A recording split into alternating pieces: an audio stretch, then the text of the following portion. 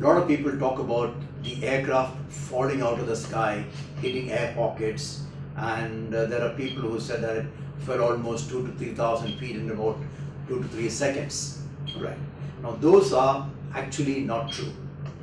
The altitude variation that the aircraft undergoes during turbulence is normally about 10 to 15 feet.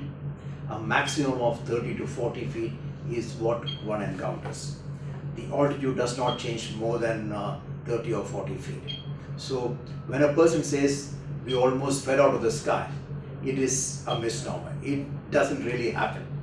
Right. And we also loosely coined the term called air pockets. Now the air pocket is again very little understood by the people. Now when you talk about an air pocket, one feels that there is a vacuum of place and then as you go the aircraft drops out of the sky. It is not so.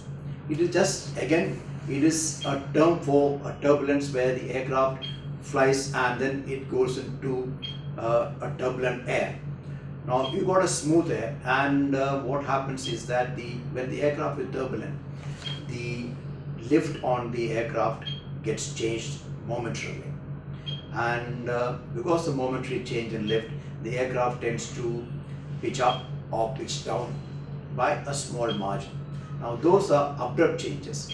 What you feel is the acceleration, like when you get to the lift and the lift start going up, especially in a high-speed lift. Initially you can feel the lift moving, and once the lift starts moving, then you don't feel the lift moving at all. So what happens is that only the initial movement you feel, and that in an aircraft, in a turbulent, that movement can be little severe. Okay. If you look at the cockpit during a flight where even severe turbulence takes place, now they are not fighting with the controls like what happens in a ship. All this thing is, yes, we are encountering turbulence. How best to handle the turbulence? It is a question of managing. So is it okay? I need to reduce the speed to what we call a turbulent penetration speed.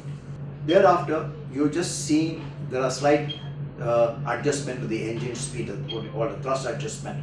You do thrust adjustment to be able to control the small variations altitude. That's about what happens in that. And otherwise, there is nothing panicky taking place in the cockpit.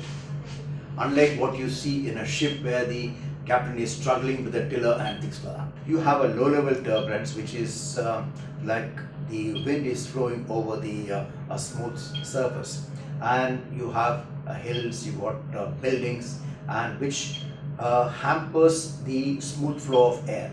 When it hampers the smooth flow of air, and the air now becomes turbulent, and when you come in for approach and landing in areas where there are tall buildings and things like that, you will find that this turbulent air interferes with smooth flying and the aircraft gets thrown around a little bit. That is a normal turbulent feature that you encounter during low-level activities. You also find that during hot day, you will find that because of the air rising from heating up from the ground and coming up, you will encounter a certain amount of turbulence because of the hot air coming up. When a heavy aircraft takes off, there is a certain amount of time gap that is given before the next aircraft is allowed to get airborne.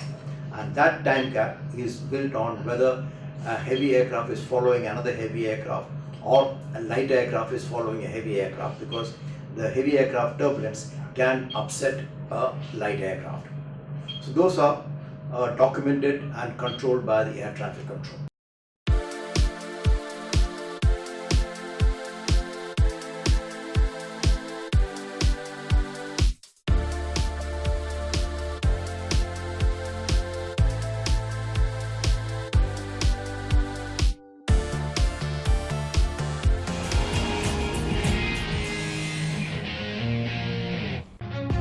Business travelers everywhere know that work doesn't stop just because you're on a plane.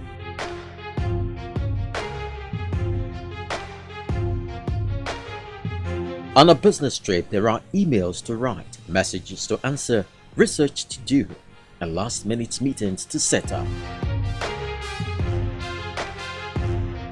And for those business travel necessities, in-flight Wi-Fi is crucial. Wi-Fi is more prevalent on domestic carriers, which often get their broadband capability via air-to-ground networks, where antennas on the plane connect with cell phone towers on the ground. Many international carriers and a growing number of US-based airlines incorporate satellite-based systems where planes link up with orbiting satellites for their internet connections. Here are some airlines that offer this top-notch service. On Emirates Airlines, wireless in-flight internet was first launched in 2011 and is now free across the bulk of Emirates Airbus A380 and Boeing 777 fleets, with each passenger getting 10 megabytes of data at no cost, but about 600 megabytes will cost $1. Currently, all 53 A380s in Emirates fleet are kitted up as giant internet hotspots, while 28 of EK's 142-strong Boeing 777 aircraft also have onboard connectivity with specific Wi-Fi plans for smartphones, tablets and laptops. Also on this airline on most routes, more than 1,500 channels of movies, TV shows, music and games, as well as world news direct from BBC, current flight information and even great views from its aircraft-mounted cameras are available.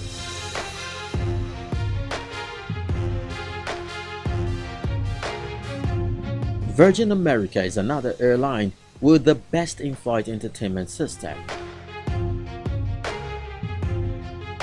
It has an unusually easy to navigate touchscreen system, right down to seat-to-seat chart system that allows you to message friends and family in other parts of the plane. In-flight Wi-Fi, movies, satellite TV and a music library, games, digital shopping and Google Maps are offered, not to mention the ability to order food and drink whenever you want, and power outlets in every seat.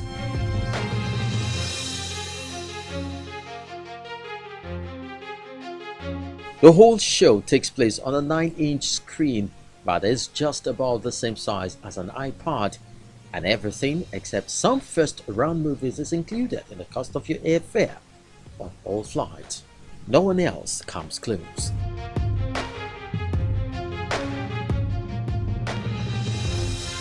Air Canada offers a great in-flight entertainment system that is solid across the board and free for all flights. Since 2004, Air Canada has quietly been offering a free seatback entertainment system, including more than 100 music albums and playlists, flight path information, up to 150 movie choices on flights, more than 200 TV shows, including Kids TV, and a selection of audiobooks and podcasts since 2009. Since 2009, Air Canada has offered all these from gate to gate without turning off the system for takeoff or landing. Lastly, Japan Airlines has taken in-flight technology to new heights by embracing fun gadgets that make the flying experience more enjoyable. Not only does it offer Wi-Fi on select routes and power outlets for all cabins, but it also has a laptop battery lending service for first and business class customers. Similarly, if you're fortunate to travel in style, Japan Airlines provide its first and business passengers with noise-cancelling headphones and portable air massagers, and who wants to squint at a tiny video screen. First-class passengers also enjoy their in-flight entertainment on 9 to 23-inch screens, while select business customers get to use a liquid crystal touch panel controller.